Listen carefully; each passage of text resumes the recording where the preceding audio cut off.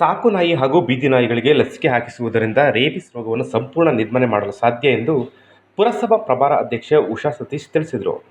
ಪಟ್ಟಣದ ಪಶುವೈದ್ಯಕೀಯ ಆಸ್ಪತ್ರೆಯಲ್ಲಿ ಪುರಸಭಾ ವತಿಯಿಂದ ಹಿಡಿಯಲಾಗಿದ್ದ ಬೀದಿ ನಾಯಿಗಳಿಗೆ ರೇಬಿಸ್ ಲಸಿಕೆ ಹಾಕುವ ಕಾರ್ಯಕ್ರಮದಲ್ಲಿ ಮಾತನಾಡಿದ ಅವರು, ಇಂದು 100ಕ್ಕೂ ಹೆಚ್ಚು ನಾಯಿಗಳಿಗೆ ರೇಬಿಸ್ ಲಸಿಕೆಯನ್ನು ಪಶುವೈದ್ಯರಿಂದ ಹಾಕಿಸಲಾಗಿದೆ. ಈಗಾಗಲೇ 600ಕ್ಕೂ ಹೆಚ್ಚು ಬೀದಿ ನಾಯಿಗಳನ್ನು ಗುರುತಿಸಿದ್ದು, ಎಲ್ಲ ಬೀದಿ ನಾಯಿಗಳಿಗೂ ರೇಬಿಸ್ ನಿಯಂತ್ರಣದ ಲಸಿಕೆ ಹಾಕುವ ಜೊತೆಗೆ ರೇಬಿಸ್ ಎನ್ನುವ ಕಾಯಿಲೆ ಕುರಿತಾಗಿ ಜನರು ಹಾಗೂ ನಾಯಿ ಮಾಲೀಕರಿಗೆ ಜಾಗೃತಿ ಮೂಡಿಸಲಾಗುವುದು ಎಂದರು. ಬೇಲೂರಿನ ಸಮಸ್ತ ನಾಗರಿಕರ ಇದಕ್ಕೆ ಮಾಡಬೇಕು. ರೇಬಿಸ್ ಅಂತ ಅಂದರೆ ಎಲ್ಲರಿಗೂ ಗೊತ್ತಿರೋಂಗೆ ಮಾನವನಿಗೆ ಆಗಲಿ ಪ್ರಾಣಿಗಳಿಗಾಗಲಿ ಕಡಿದ್ರದಕ್ಕೆ ಔಷಧಿ ಆ ಟೈಮಲ್ಲಿ ಸರಿಯಾದ ಸಮಯಕ್ಕೆ ತಾಂದರೆ ಔಷಧಿ ಇರುತ್ತೆ, ಇಲ್ಲ ಅಂದರೆ ತಾನಲಿಲ್ಲ ಅಂದರೆ ಕಷ್ಟ ಆಗುತ್ತೆ.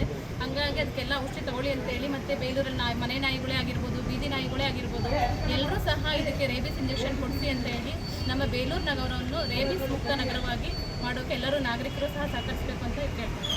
ಇನ್ನು ಮುಖ್ಯ ಪಶು ವೈದ್ಯಾಧಿಕಾರಿ ಡಾಕ್ಟರ್ ಆನಂದ್ ಕುಮಾರ್ ಮಾತನಾಡಿ, ಬೇರೆ ಬೇರೆ ತಳಿಯ ಸಾಕು ನಾಯಿಗಳ ಜೊತೆಗೆ ಪುರಸಭೆಯಿಂದ ಪುರಸಭಾ ವ್ಯಾಪ್ತಿಯಲ್ಲಿರುವ ಬೀದಿ ನಾಯಿಗಳನ್ನು ಹಿಡಿದು ಆಸ್ಪತ್ರೆಗೆ ತಂದು ಲಸಿಕೆ ಹಾಕಿಸಿದ್ದಾರೆ.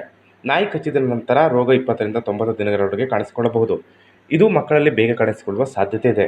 ಸೋಂಕಿರುವ ಪ್ರಾಣಿಗಳು ಕಚ್ಚುವುದರಿಂದ ಇಲ್ಲವೇ ಪ್ರಾಣಿ ಎಂಜಲ ದೇಹದ ಮೇಲಿರುವ ಗಾಯ ಅಥವಾ ಕಣ್ಣು ಬಾಯಿ ಸಂಪರ್ಕಕ್ಕೆ ಬಂದಾಗ ಪ್ರಯೋಗಾಲಯಗಳಲ್ಲಿ ಈ ವೈರಾಣು ಗಾಳಿ ಮೂಲಕ ಹರಡುವ ಸಾಧ್ಯತೆ ಇರುತ್ತದೆ ಎಂದು ಮಾಹಿತಿ ನೀಡಿದರು. ಪುರಸಭಾ ಮುಖ್ಯಾಧಿಕಾರಿ ಬಸವರಾಜ ಶಿಗ್ಗಾವಿ ಟಿಕ್ಕಪ್ಪ ಮಾತನಾಡಿ, ಬೀದಿ ನಾಯಿಗಳನ್ನು ಹಿಡಿದು ರೇಬಿಸ್ ಲಸಿಕೆ ಹಾಕಿಸಿ ನಾಯಿಗಳಿಗೆ ಗುರುತು ಮಾಡಲಾಗ್ತಿದೆ. ಜೊತೆಗೆ ಈಗಾಗಲೇ ಬೀದಿ ನಾಯಿಗಳ ಸಂತಾನ ಶಕ್ತಿ ಹರಣ ಶಸ್ತ್ರಚಿಕಿತ್ಸೆಗೆ ಟೆಂಡರ್ ಕರೆಯಲಾಗಿದೆ ಎಂದರು.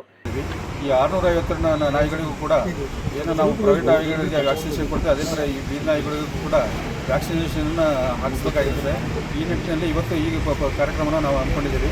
ಈ ಸಂದರ್ಭದಲ್ಲಿ ಪುರಸಭಾ ಸದಸ್ಯ ಅಕ್ರಮ್ ಪಾಷಾ, ಆರೋಗ್ಯಾಧಿಕಾರಿ ಲೋಹಿತ್, ವೈದ್ಯರಾದ ಡಾಕ್ಟರ್ ಸೈಯದ್, ಡಾಕ್ಟರ್ ಹರೀಶ್ ಸೇರಿದಂತೆ ಇನ್ನಿತರರು ಹಾಜರಿದ್ದರು.